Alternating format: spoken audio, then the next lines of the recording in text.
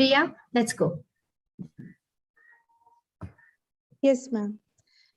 Very good morning to all. I am Priya Khanvilkar, the first year student of Higher Institute at Government College Mumbai, and I shall be your host for the day. Welcome you all to the 14th lecture of the National Lecture Series, Fundamental Rights and Dynamics of State. I would like to welcome Chief Guest, Keynote Speaker, Dr. Seema Singh, Assistant Professor, Campus Law Center, Delhi University. We are honored by our presence, ma'am. Our principal, Dr. Amrita Vidya, is also education. We are grateful to have you here, ma'am. We also have with us our senior professor and other faculty members and other extremely senior members of the legal profession. We welcome you all. The National Guest Lecture Series have been organized by Government Law College under the light motto of Azadi 75. Azadi 75 is a celebration of 75 years of independence, Constituent Assembly. We at GLC shall have 75 such events to commemorate this special occasion. Before we proceed, we shall now play the Saraswati Vandana. Request Ma Saraswati to shower us with her blessings.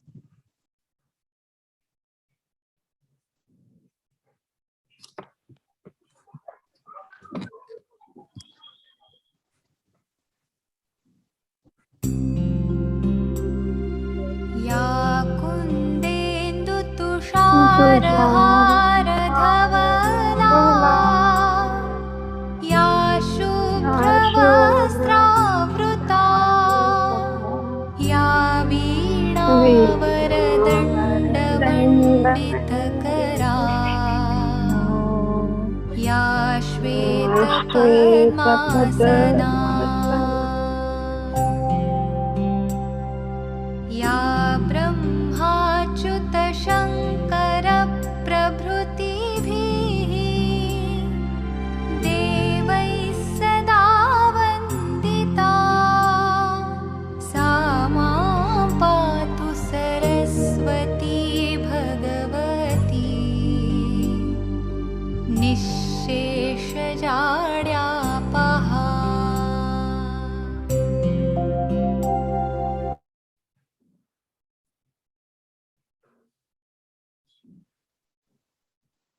Thank you. I would now like to take this opportunity to introduce our Honorable Principal, Dr. Asmita Vaidya, an academician, educator, social activist, and an able administrator whose vast experience in the field of academia and social service has placed her at the front lines of various social issues, effecting reforms and empowering people. Dr. Vaidya is also the recipient of several awards, such as the Tejaswini Award, the Nationwide Award, and the Superwoman 2020 Award. She has served as the head of the Department of Law at NMD College of Arts, Commerce, Law, and Management, Gondia, and has acted as the principal of Gokhale Education Society's NB Thakur Law College, Nashik, before finally taking up the responsibility as the principal of Government Law College, Mumbai. As an accomplished leader, Dr. Vaidya has won over the hearts of all the students at GLC with her enthusiasm and efforts to introduce a variety of programs and courses. Commemorating 75 years of Indian independence, I request you to speak a few words on this occasion.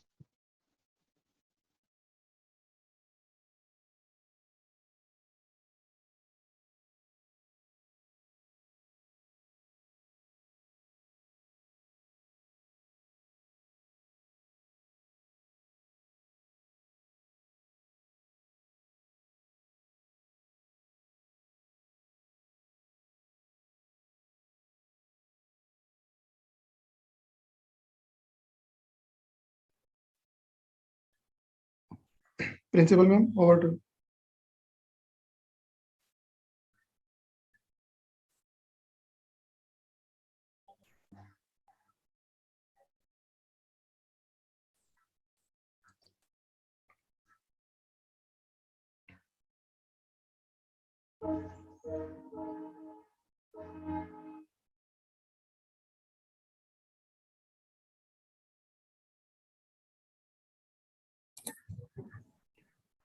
Hello. Yes, may I proceed? I have some internet problems. I could not hear you. Yes, ma'am. Yes. Okay. Ma Saraswati Lavandan. Government Law College, Mumbai is one of the oldest law college in Asia, established in the year 1855. This college has given many freedom fighters, social activists, social reformers, advocates, law teachers, judges to the society. This college has witnessed making of Constitution with a view to celebrate completion of 75 years to the establishment of Constituent Assembly. Our college has decided to conduct 75 academic programs in the span of 15th August 2021 to 26th January 2022. The academic activities comprises of national webinars, national guest lecture series, national level quiz competition, street plays, awareness programs based on Indian Constitution. Today in this series of guest lectures, we have with us Dr. Seema Singh Madam. She is Assistant Professor, Campus Law Center from Delhi University.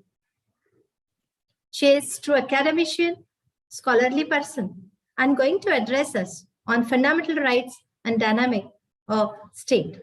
Madam, I am very happy to have you here. On behalf of Government Law College, from the bottom of my heart, I welcome you. At this point of celebration of Azadi 75, I appreciate the pens taken by the coordinator, Dr. Umesh Aswar sir, all the other staff members, technical staff members, and most importantly, our students who are with us. Today, Dr. Singh Madam is here because of the special efforts taken by Professor Santosh Gaddakwar sir. I also extend my gratitude to him. I welcome all those who are present here online and extend success for this national webinar, this episode of national webinar. Thank you. Thank you very much. Thank you, ma'am, for your words. I would now like to introduce our speaker and our chief guest for today, Dr. Seema Singh.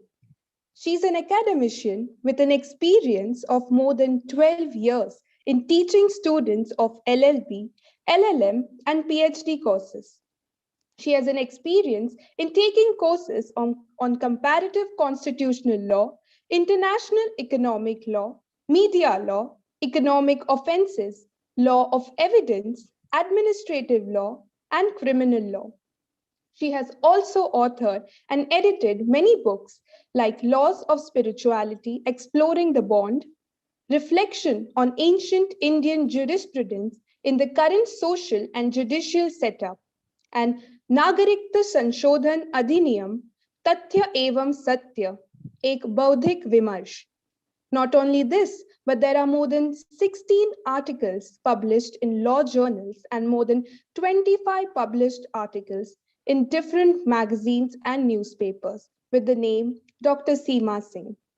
She has also participated as a resource person of the session in more than 80 programs. She has also been a panelist on socio-political legal issues and frequently participates on different news channels.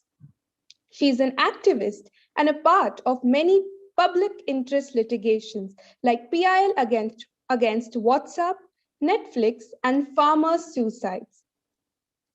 We are delighted and extremely honored to have you here with us, ma'am.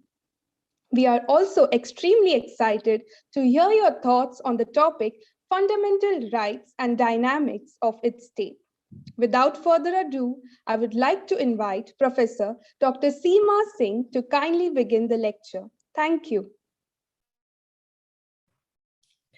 Thank you so much, Ria, for introducing me, and thank you so much to Dr. Asmita Vaidya ma'am and Santosh sir for giving me this opportunity to share my thoughts over a very important topic, which is the fundamental rights and dynamics of a state.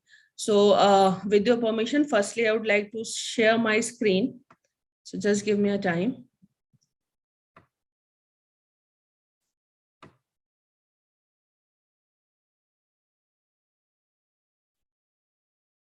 Is it visible to all of you?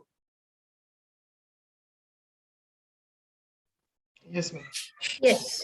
Okay. Yes, ma'am. So the topic, because we are celebrating this year 75th year of our independence.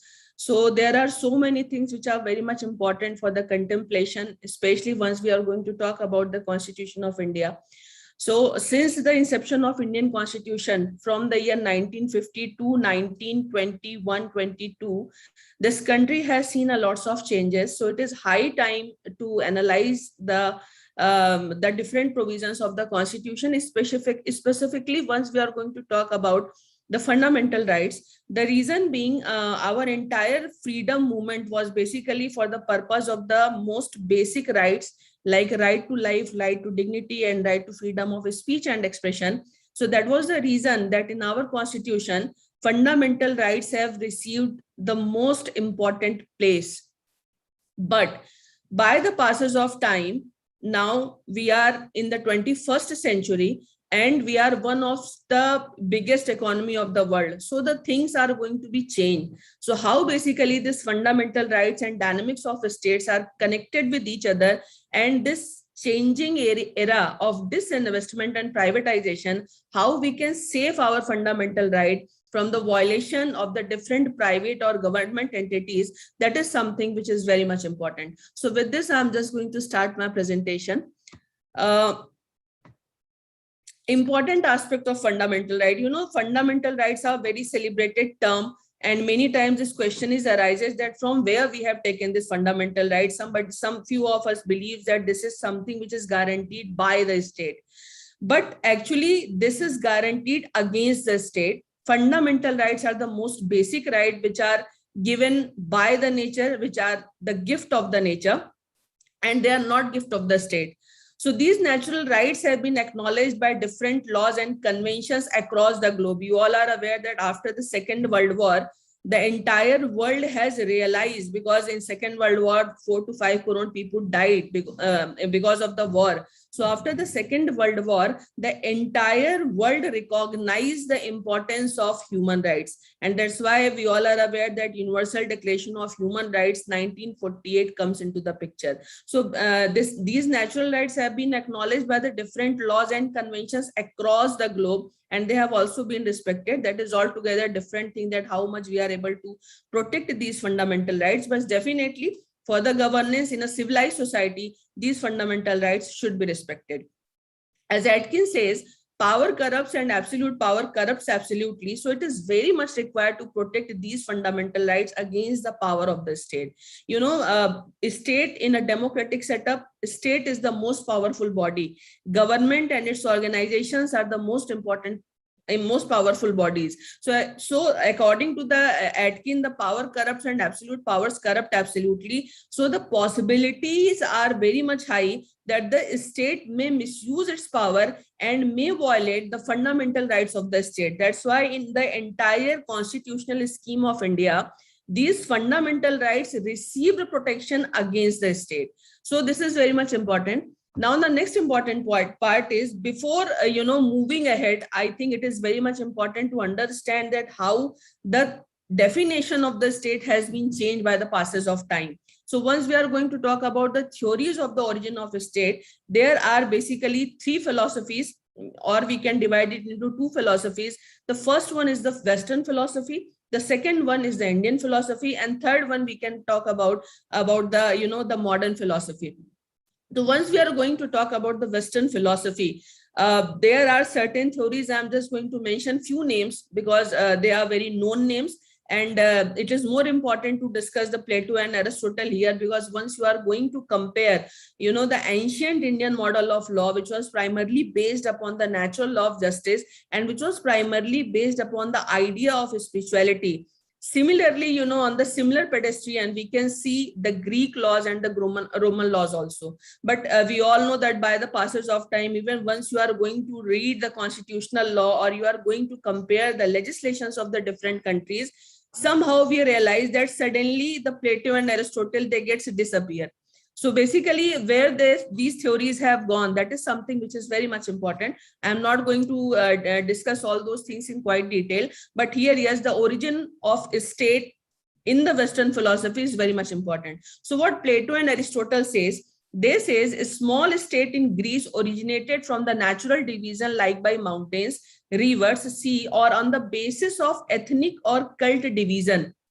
The city-states were self-sufficient and was perceived by the Aristotle as the means of developing morality among the individual in the community. So remember, these things is very much important, because they are saying that the idea of a state has been originated from the natural division. And this thing is very much applicable in the case of India. You know, the first article of the Indian Constitution says, India, that is Bharat, shall be a union of states. So this is the only country which has been geographically defined.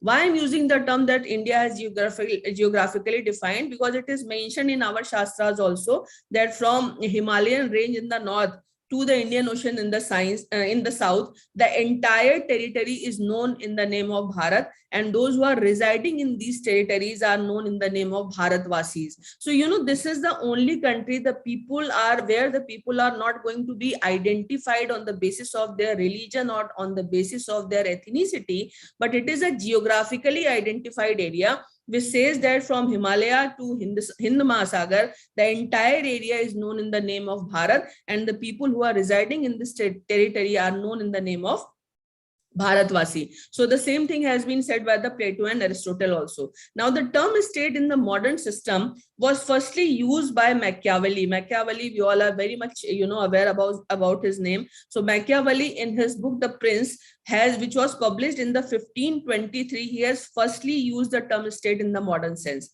According to Locke, the state in itself is a social contract between individuals where they agree not to infringe on each other's natural right to life, liberty, and property, in exchange for which each man secures his own sphere of liberty. So, you know, this Locke's definition of a social contract, this is a very known, very famous, and very acceptable definition of the state, which is going to talk about the contract between the individual and the state, where the individuals are going to surrender their sovereignty in the favor of the state. In exchange of that the state will protect their right to life and right to property, and also right to liberty. So this this Locke's definition is a very contemporary and a very relevant definition in the modern world.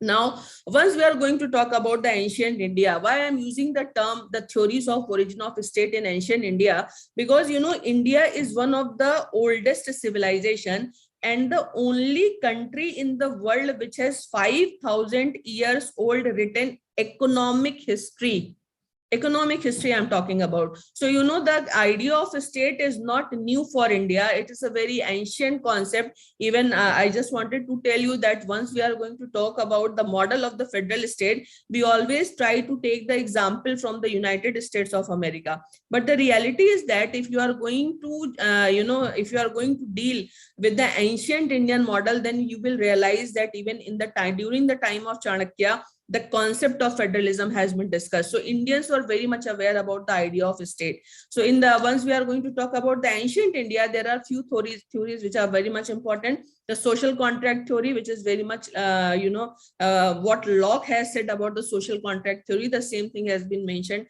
in the ancient Indian philosophy regarding the definition of a state also. A state is a result of contract between king and his subjects. In this contract, the king is expected to save the state and the subjects from external aggression and internal disturbance, and also to ensure order and security within the state. So if you are going to read this definition very carefully, you will get a glimpse of Article 352 of the Indian Constitution, where this is the responsibility of the state to protect the country from any kind of external aggression, war, and armed rebellion. So this is the social contract theory. Now the second one is the divine origin theory. According to Ramayana, the king was the divine origin, because in the case of India, the king has a very high pedestal. And once you read the Chanakya's Arthashastra, the king, this is a basic, contrast between the Indian and the Western philosophy. According to the Austin, law is the command of sovereign. So whatever sovereign means the king or the government is going to say, that is the supreme legislation. But remember, in the case of India, the king always considered as the representative of God. So once you read the Chanakya's Arthashastra, where there is a shloka where the king is going to say that adandyosmi, matlab who is going to punish me. तो धर्म दंड से उसको touch किया जाता था, और जो गुरु होता था, जैसे जो चाणक्य को आपने देखा होगा, वो हमेशा एक धर्म दंड लेकर के चलते थे.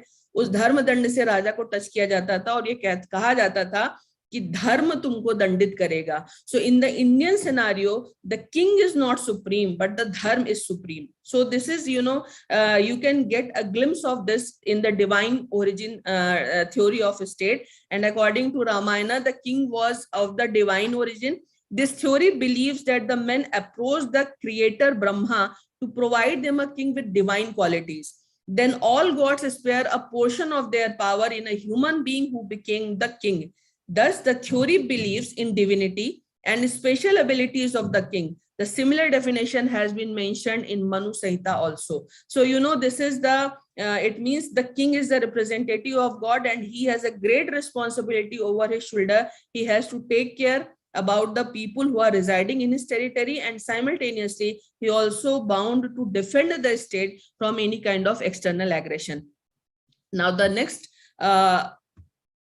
theory is the organic theory. This is again a very important theory, and this you will get the mentioning of this theory in the Mahabharata, where Bhishma Pitama has defined the meaning of a state. So what organic theory says? Organic theory says a state is like an organism, and that each organ has a specific function to perform. So according to organic theory, state can be divided into 7 parts: the king or the sovereign, the minister, the territory and population, the fortified city or the capital, the treasury, the army, the friends, and the allies. So, if you are going to apply this 7 parts of body of the state in the contemporary world, you will find it very, very relevant.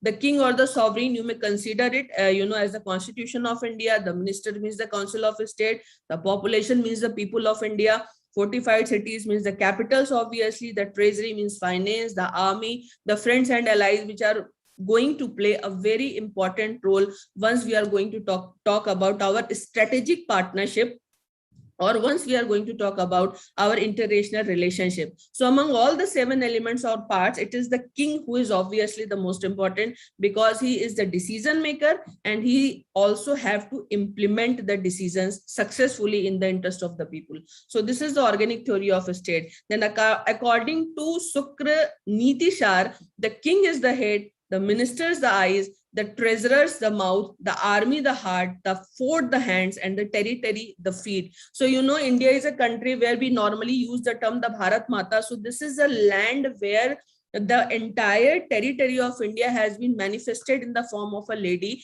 and we call it Mother India. So you can get a glimpse of that in the definition of a state, which is mentioned in Shukra Niti Sar.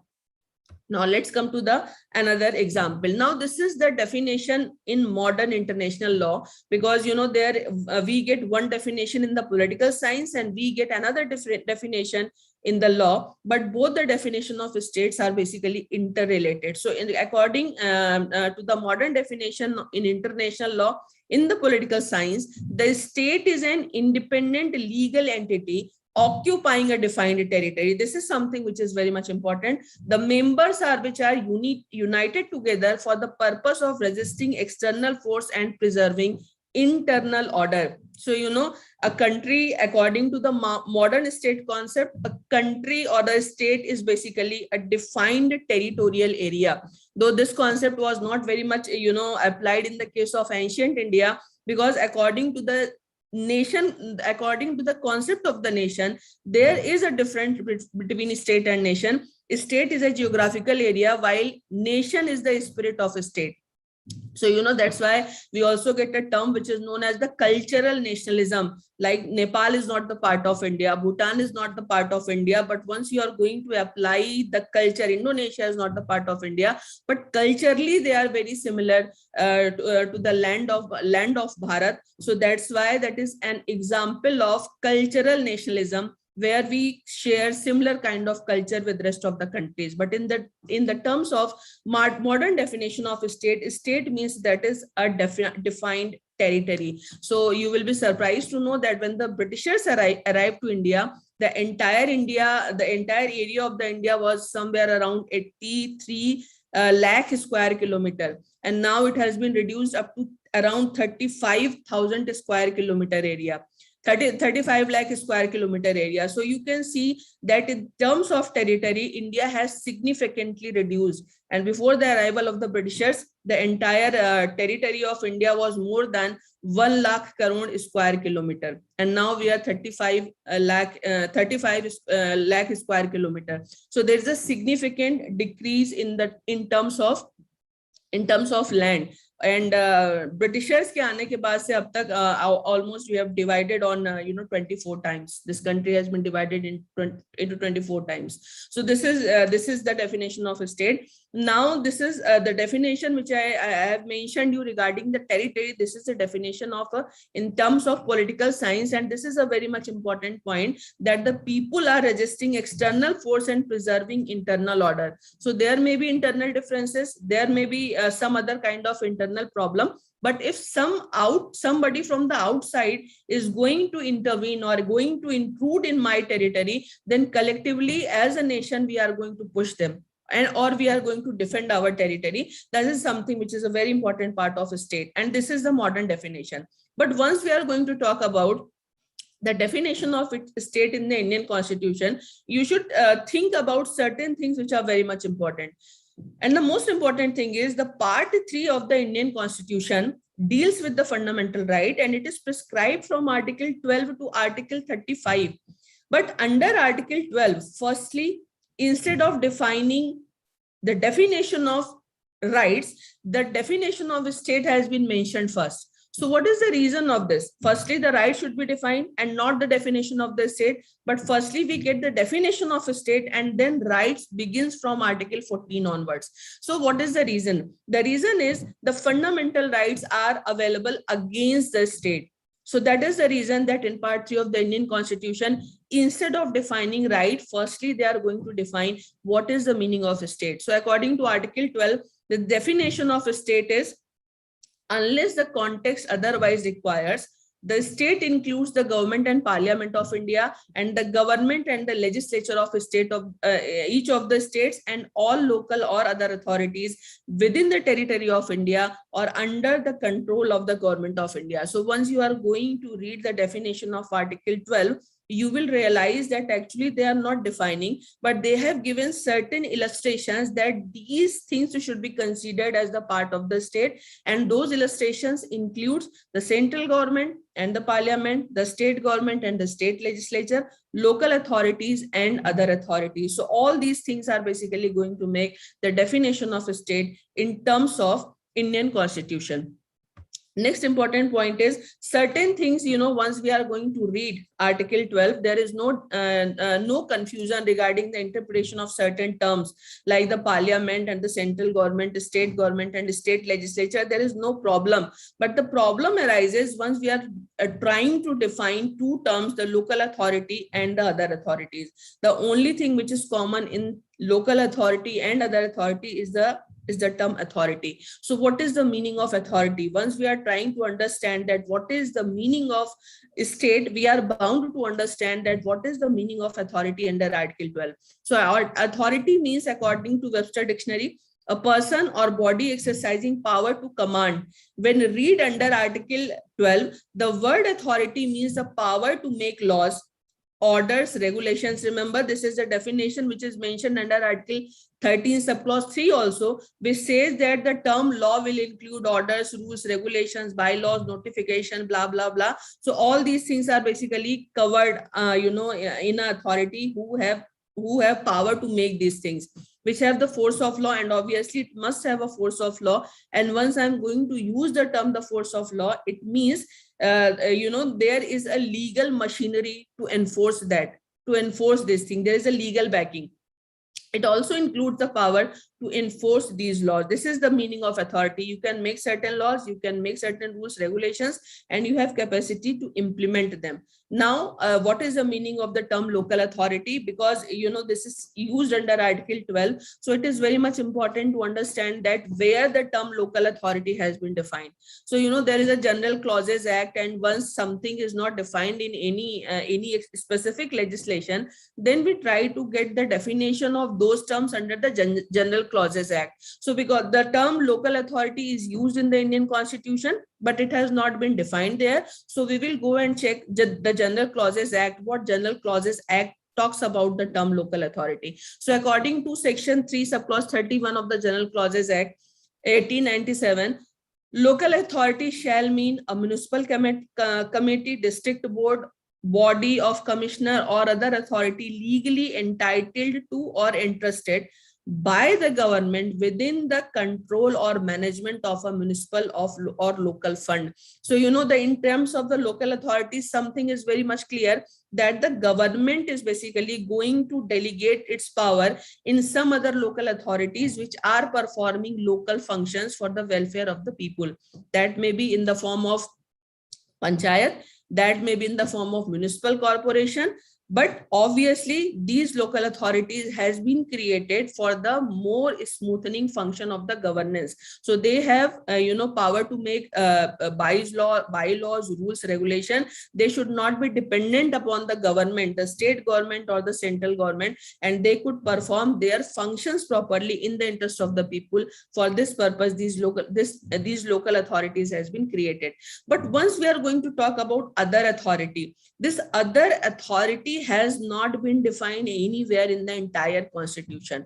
And remember, once a term has not been defined in the Constitution, but if it has been put in the Constitution, then definitely there is a purpose behind that. So what is the purpose? So term other authority is not defined. So earlier what courts have tried to do, they tried to define the term other authority by applying the principle of jus dem generis. And jus dem generis means it should be understood in the same way as the term local authority, government, either state or the central, state legislature or the parliament should be understood. So the jus dem generis is an idea through which basically we apply these terms only on those circumstances when there is a confusion regarding the interpretation of a particular term, and we interpret the subsequent term on the basis of the term which has been used previously. So according to the concept of jus dem generis, the other authority should be defined in the same way as the term local authority or the government has been defined. Now, the definition of other authority, earlier what used to be happened, that most of the functions used to be performed by the government itself. But once we are going to talk about the pre-independent India and the post-independent India, the post-independent India is a welfare state, while the pre-independent India under the British rule was a police state.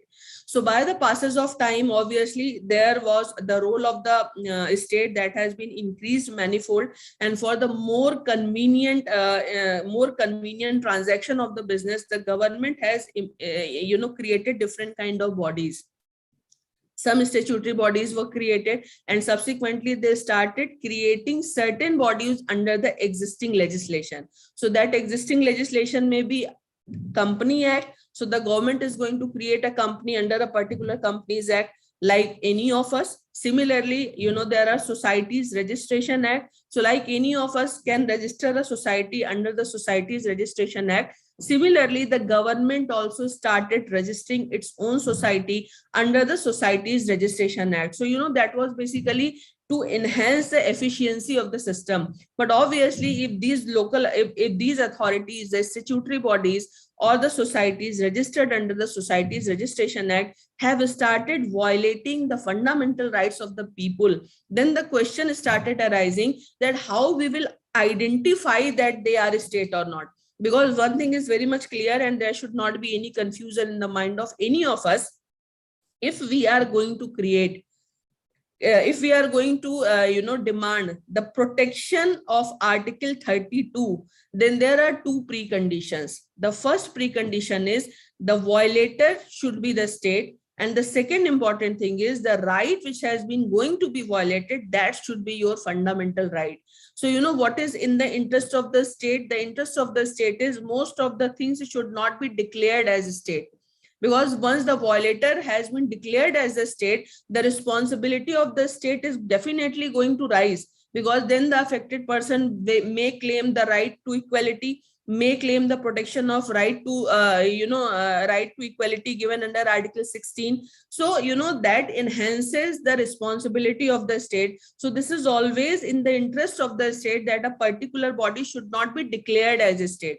And that is the reason perhaps that by the passage of time, the government started created more autonomous body. And when these things were realized by the Supreme Court in the case of R.D. Shetty versus International Airport Authority case, the Justice P.N. Bhagwati propounded 5-point test to identify that whether a particular body is a state or not. Like financial resources, whether a particular body is substantially financially supported by the state or not. Maybe 75% it is supported, maybe 60% it is supported, 25% or 35%, but the largest finance by an organization should be received by the government. The second important thing is deep and pervasive control of the state. So this is, because now we are moving in the era of the privatization, and in the era of the privatization, in the governing body, the private players are also going to play a very important role. So once a question arises that whether a particular body is a state or not, another important question is whether that body is under the deep and pervasive control of the state or not. Like suppose we can take the example of an autonomous body which is statutory in nature, then the members who are going to be appointed there, who is going to pay them salary, what policies basically they are going to implement. So whether the functions which they are going to perform, that is the state conferred function upon them, or the government has transferred one of its department to those particular bodies. So or the particular body has any kind of state monopoly. So in the case of R.D. Shetty, the Supreme Court has evolved this concept, and the Supreme Court has said that on the basis of the cumulative effect of all these 5 points, it is not necessary that all the 5 points should be there, but on the basis of the cumulative effect, it can be identified that whether a particular body is a state or not.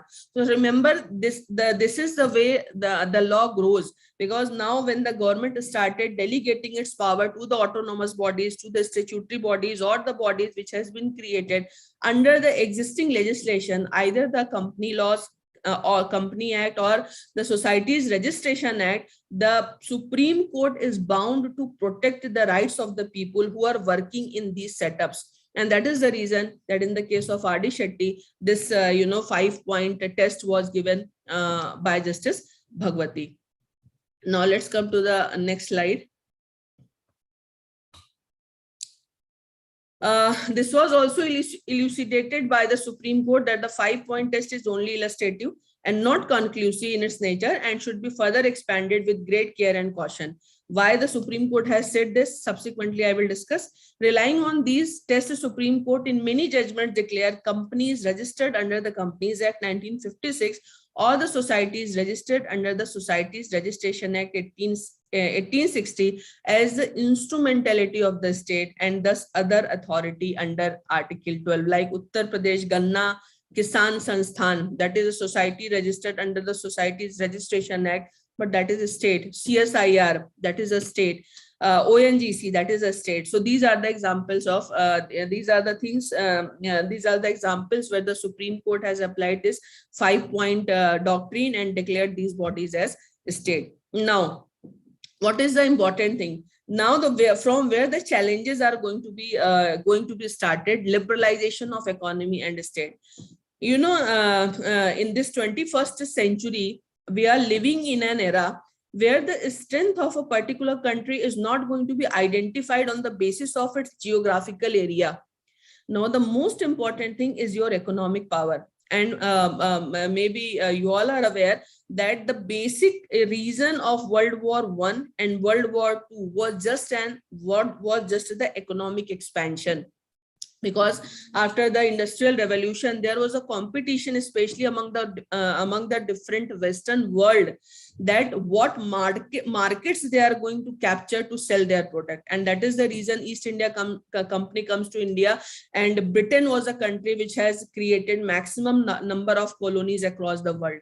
And then subsequently a competition started rising among the different countries, which resulted in the form of World War I and World War II. And then simultaneously certain things are happening which is quite interesting. The first thing is, on one hand we are talking about Universal Declaration of Human Rights, and simultaneously on the other hand the GATT came into the existence, the International Monetary Fund came into the existence, and the agenda of both the things are very much different. With the creation of GATT or International Monetary Fund, basically the idea was exploited, because yes, obviously after dropping bomb over Hiroshima and Nagasaki, USA came up as one of the largest power in the world. So that's why everything was moving in the favor of US, and that is the reason that dollar was acknowledged as the international currency for trade. So these things were happening. So by the passage of time, you know, when the center of power was shifted from east to west, because India is a country which ruled, you know, for a long time the entire nation, but unfortunately it was constantly and gradually it was invaded and it was also destroyed. Then by the passage of time, when the Britishers came to India, even at that point of time, the contribution of Indian economy in the global GDP was 24 to 25%. But when they left India, it was only 3 to 4%. So as per the latest calculation, they have taken away almost $47 trillion from India. And you know that changed the entire face of United Kingdom. So by the passage of time, the economic power, that became the most important point, and India was also the part of the GATT, and subsequently this GATT converted into the World Trade Organization. So effectively the idea of justice is obviously interspread among the different provision of the constitution, but it is also a reality. Then in the year 1991, India became the member of WTO. So once we became the member of WTO, it became compulsory for us to open up our economy for the foreign companies. So India started moving in the era of disinvestment, public-private partnership, or privatization. So now the problem is the Constitution of India, the preamble of the Constitution talks about the socialism, and this idea of social justice is interspread among the different provisions of the Indian Constitution, specifically once we are going to talk about the directive principle of state policy. But the problem is, since the adoption of new economic policy in 1991, India started opening up its market by removing and relaxing tariff and non-tariff barriers. And I think you all are aware about this thing, that what is the meaning of tariff and non-tariff barriers. And after it became a challenge, for the Supreme Court also, and for the governments also, that how to protect the fundamental rights and the directive principle of a state policy. So they were bound, they are bound to maintain a balance, because now earlier whatever used to be run by the government, now the private sectors started playing into those domains. So the earlier, those who were the employees of the government, now they are the employees of the private entity. So the private entity is not the state. So if the private entity is going to violate the fundamental rights of the people, then what remedy would be available? So it started creating a challenge. Although in this new world order, where every country is completing the rest of the world in terms of GDP growth, this new economic policy is a necessary evil and cannot be considered as unconstitutional per se, because we all know that for a long time India was the third largest economy on the basis of its purchasing power. And still India is the third largest economy on the basis of its purchasing power. But overall, if we are going to compare, then India is the fifth largest economy of the world. And you just imagine that the Britishers have taken away $47 trillion from India. And now India is struggling to touch the mark of $5 trillion economy. So that's a very big challenge even now, because as of now, only we are $3 trillion economy, but the future goal is to touch the mark of $5 trillion economy. So in this context, Professor Upendra Bakshi, what context? The context is this privatization is basically going to dilute the idea of socialism, which is mentioned or which is interspread in the different provision of the constitution, specifically in directive principle of state policy. So Professor Upendra Bakshi also observed at several places that directive principle of state policy are imperative and cannot be compromised without changing the text of Article 38, 39 or 43A. And still, we have just seen the COVID era. And in this COVID era also, we have seen that how the governments have provided support to the poor people. You just compare the condition of India with the United States of America, with any European countries, or you can check whatever is recently happening in China. The China is even not supplying the most basic requirement like food to its people. But in the country like India, which is such a hugely populated country and which is considered, still as a developing nation, we have done much better in comparison to any other developed nation. And still the idea of socialism was that has been taken care by the government, when the government is going to talk about the providing free vaccination or free ration or free education to those who are deprived. So still in the era of the liberalization, through the different schemes, basically the government is trying to implement the idea of socialism for most of the commercial activity, though the state just want to play the role of the regulator, because we know that in the increasing competitive world, once you have opened up your economy, you cannot survive unless and until you are going to create a competition between the Indian economy and rest of the world, and between the Indian companies and rest of the companies. So even in this competitive world, the government is bound to play the role of the regulator, and that's why they are moving in the direction of disinvestment and privatization. But still the idea of socialism, the ideal of social justice, that is still very much protected by the center and the state government. So so in this the reality is sorry. Hello, ma'am. Sorry to interrupt, but we have another lecture at 1 p.m. So it would okay. I'm just going to finish. Thank you. Yes, ma'am. Thank you. Thanks for reminding me. Protection against the state in the constitution, I told you that once anybody is going to challenge the violation of the fundamental right under Article 32, two things are bound to be proved, that the violator is the state and the right which has been violated, that is a fundamental right. Recently there are few new cases we are going to challenge, which are going to give a challenge, which are going to challenge the entire system. And I will quickly wrap up those things, because I have already joined little bit late. So the first very important case is the Cricket Control Board, yani BCCI case. Maybe a few of you are aware that BCCI is basically, it is a registered society, though this is the richest cricket control board. And what happened in the case of BCCI versus Zee Telefilm versus BCCI, the broadcasting rights was given to the Zee Telefilm, but subsequently unilaterally the BCCI has cancelled all those rights, and for that the Zee Telefilm has provided millions rupees to the BCCI. So here in this case, when Zee Telefilm has filed a petition against the BCCI is claiming that this writ petition is not maintainable because we are not a state. So ultimately, remember, the BCCI is receiving a lots of relaxation from the government because they are the NGO, so they are exempted from any kind of taxes. Another important thing is the government is going to provide them, allot them land at a very cheaper rate. And if the government the team which has been created by the BCCI, that is Team India, so the Team India is representing India across the globe. But here in this case, the Supreme Court has said that BCCI is not a state.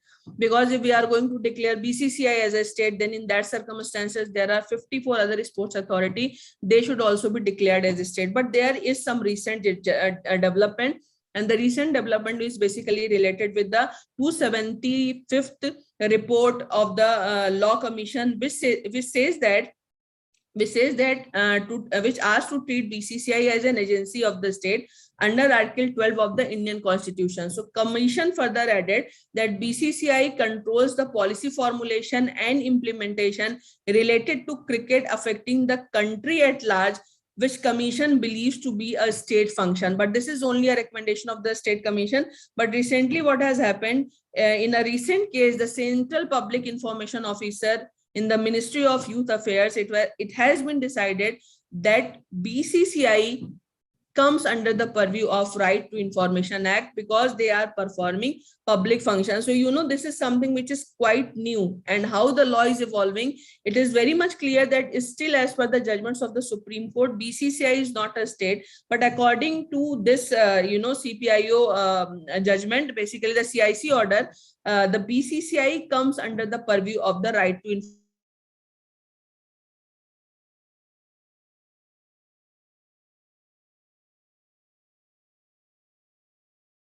Case is the case of Jatyapal Singh versus Union of India. You know, this is a case where the governments are gradually moving in the area of privatization, and because of the privatization, there is a retrenchment of the employees. Now the question arises, as happened in this case, Videsh Sanchar Nigam Limited, which is the government control organization.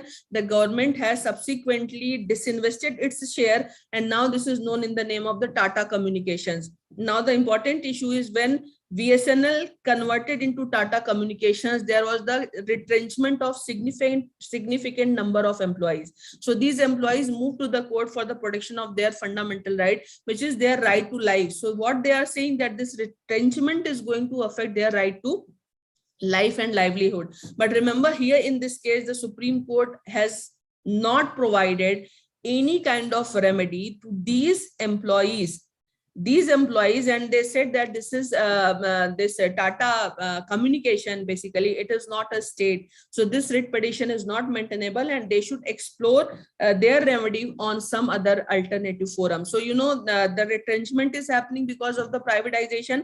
The people are losing their job, but according to the case of Balco or according to the Jatyapal Singh, the fundamental rights cannot be claimed against the private employer. So even if the government entity is going to be converted into a private entity, in the case of retrenchment, you cannot claim any kind of fundamental right. Now, another important case, which is very much important, and I'm also the petitioner of one of this case, is the social media internet service provider case. We all are aware that social media is going to play a very, very important role. They are collecting data, either it is Facebook or it is a WhatsApp. And we all are aware that, very recently in the case, it has been declared by the Supreme Court in the case of Puttaswamy that right to privacy is a fundamental right. But what is happening in the case of Karmanya Singh Sareen, when the WhatsApp, WhatsApp was taken by the Facebook, the WhatsApp is going to sell all its data to the Facebook. So in this case, the issue was basically related with the protection of the privacy. But in the Karmanya Singh Sareen case, the main objection of the Facebook and the WhatsApp is they are the private bodies. They are not the state. So writ petition under Article 226 is not maintainable. But the important part of this case is the Delhi High Court did not consider that this Facebook or the WhatsApp, they are the state, but they have taken the cognizance over the matter. So that was something which is a very positive step. And again, the petition which was filed by me against the WhatsApp, once they changed their policy and compelled the user to surrender their data or to accept the new terms and conditions of WhatsApp. When I filed this petition before the Delhi High Court, again, the WhatsApp raised the same issue that there is no legislation related with protection of privacy of Indians. So basically, WhatsApp has given only two rights to the user, or either accept their new policy or stop using WhatsApp. But the important question is, in this case, the data, suppose even today I'm going to delete my WhatsApp account, my data which has been collected by the WhatsApp, what is the guarantee that WhatsApp is not going to share that data with other companies? And in that data, several informations are there which are very personal in nature. And if WhatsApp is going to be allowed for that, then in that circumstances, what is the utility of right to privacy? And that is the reason that in my case, Delhi High Court has issued notice to the WhatsApp, and ultimately my petition was also supported by the central government. So the things are moving in the positive direction. But here in this case, the cognizance which has been taken by the judiciary in such matters is automatically indicates that the important issues where the private parties are going to violate the most fundamental right of any citizen, like right to privacy, the courts can take cognizance, and these two cases are one of the example of that. Now the next important case which I am going to discuss is the Janet Jaipal case. This is a very important case because this case is basically related with an employee which is working in a private university. So Janet Jaipal, who is a professor working in SRM University, one day she received a notice, and without providing her opportunity to be heard, she was removed from his position. The matter was brought before the High Court, and the single bench has passed the order in the favor of the Janet Jaipal. But in the appeal, the matter, the judgment was, changed by in the letter patent appeal, and the High Court has said that SRM University is a private university, so it is not a state, and because it is not a state, then in that circumstances, the fundamental rights cannot be claimed by the petitioner. But the matter was brought before the Supreme Court, and in this case, the Supreme Court has appointed Mr. Harish Salve as the amicus curiae of this case. So, what is the finding? This is something which is very much important. It was highlighted that any person or authority under Article 226 was broad enough to encompass any person or a body performing a public function or a duty. So, what was suggested by Mr. Harish Salve? The suggestion which was given by Mr. Harish Salve as an amicus curiae is the body against whom the right is going to be claimed.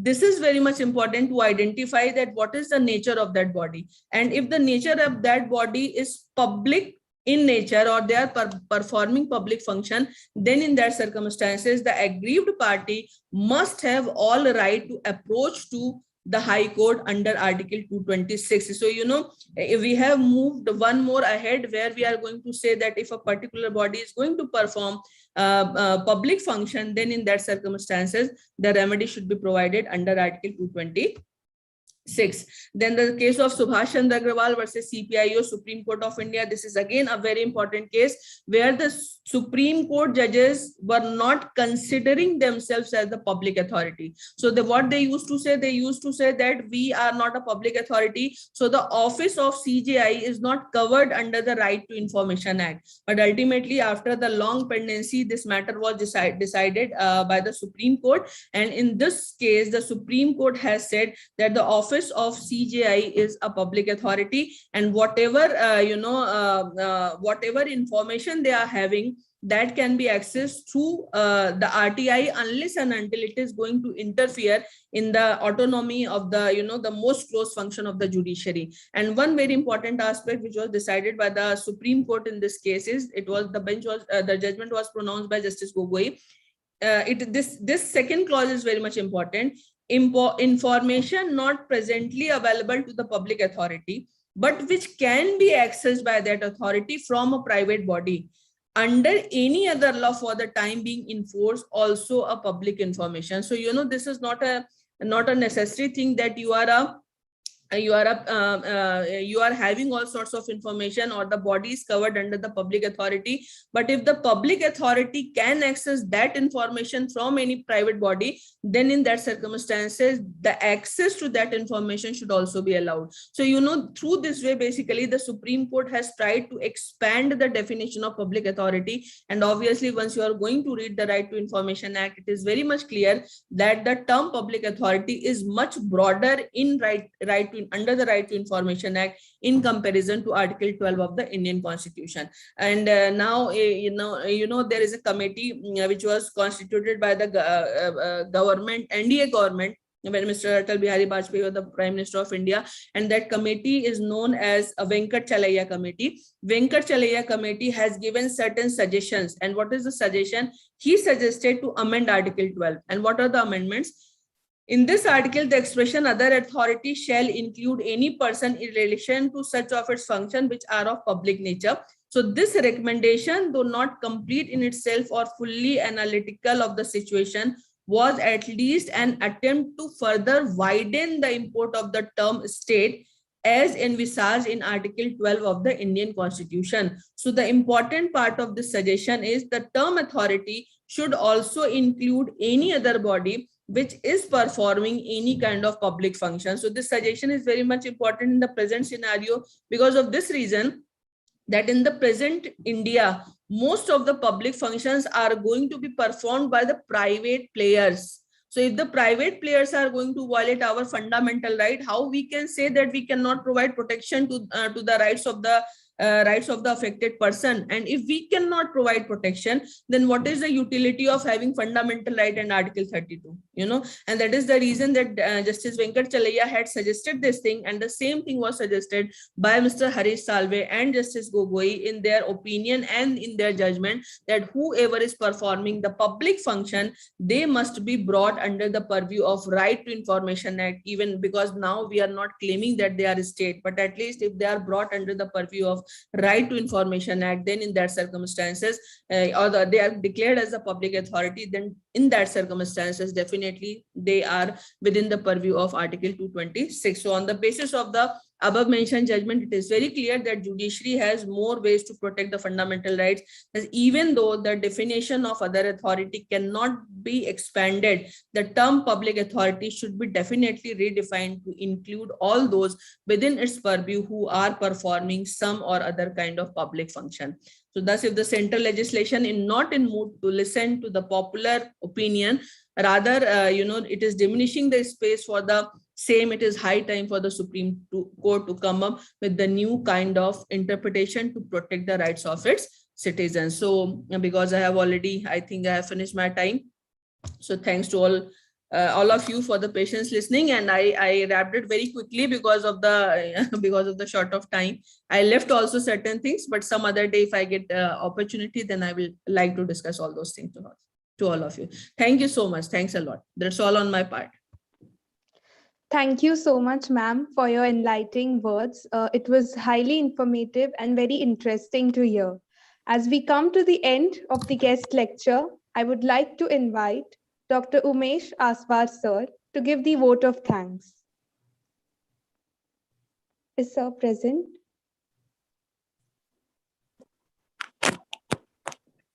Hello. Am I audible? Yes, sir. There could be little noise which you could hear in the background, and I cannot help with that.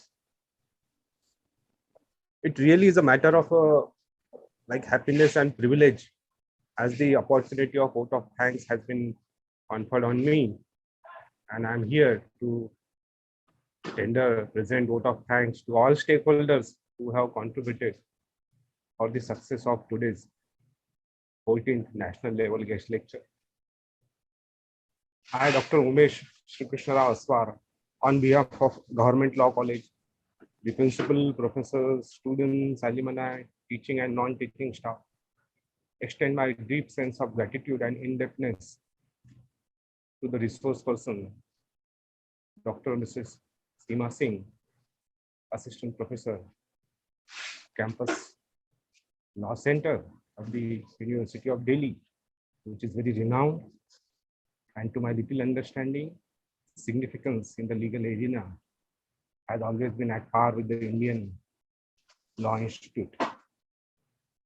Thank you very much, madam, that you could spare a time, and despite of the technical glitch, to maintain the patience, and you floated and coined wonderful concepts like cultural expansion of a state, which could be the matter of an independent discussion.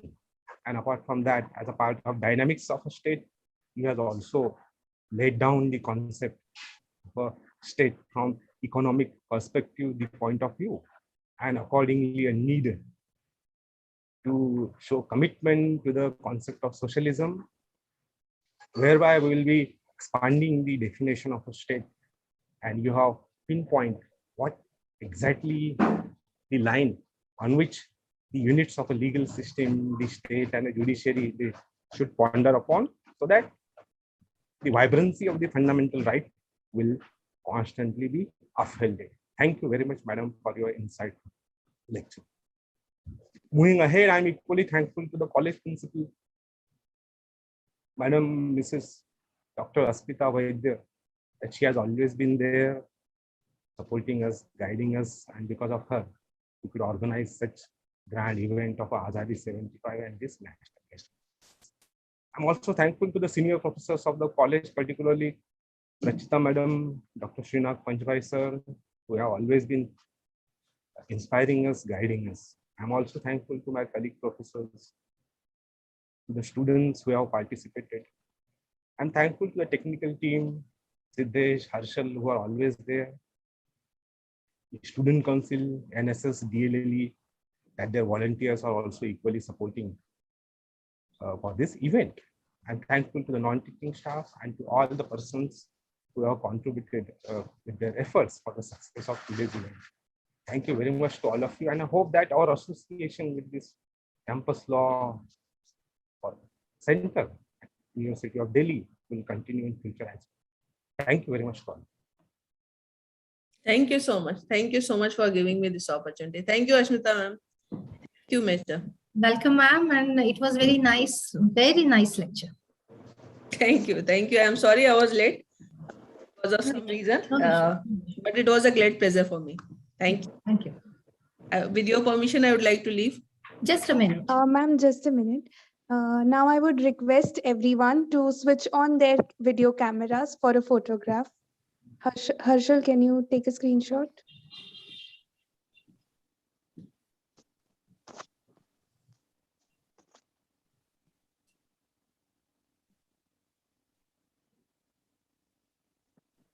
Done. Okay. Thank you. Thank you to our principal, Dr. Asmita Vaidya ma'am and Dr. Umesh Aswar sir for all your efforts. Thank you to our chief guest, Dr. Seema Singh. Now, I would like to thank Harshal and Ketayun for giving me this opportunity to host today, to host this lecture series. It was truly grateful. And now, before we end, I would like to request everyone to kindly rise for the national anthem.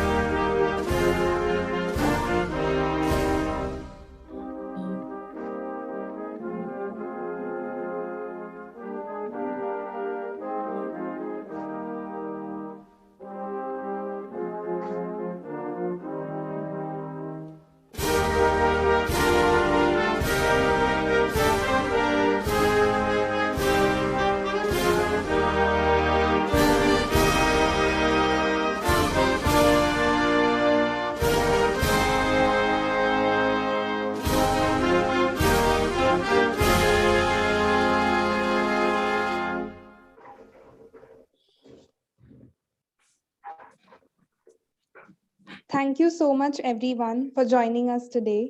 Thank you Now so we much. may end the session. Thank you. Thank you.